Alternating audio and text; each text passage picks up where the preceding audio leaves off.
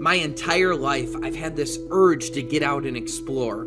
As a kid, I always loved watching those documentaries about famous explorers who went into uncharted territories, persevered through incredible journeys, and for the most part, found a way to survive.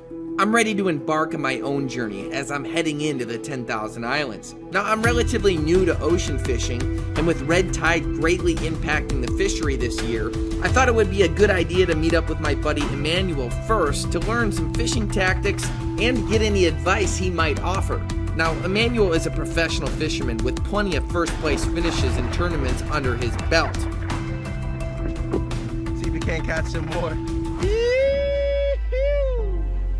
Given the fact that I am from Michigan and I have very little saltwater experience and I've decided to go down to 10,000 Islands, it's not like a survival thing, like I don't want to make it dramatic, but I'm going to be eating what I catch and kind of living off the land out there, especially if I get lost. So what piece of advice would you have for me as far as safety goes and then also as far as fishing goes? You want to pay attention to when high tide is and low tide is, because say for instance, you put the Sea-Doo on the beach at high tide, you're not paying attention, then low tide comes. The Sea-Doos will be on the sand, no water there. So you definitely want to pay attention to that. And it'll be hours and hours before you can move again. Okay, so knowing that's important. What about fishing? Yeah, so for fishing, incoming tide is going to be pretty good because it's going to push all that bait inshore. So I'm looking for when the tide is coming in. So from low tide moving to high tide is the good time. Exactly. Okay. Like during that slack period, Yeah. you get some real good fish in there. Yeah, what about jacks? Do people eat those?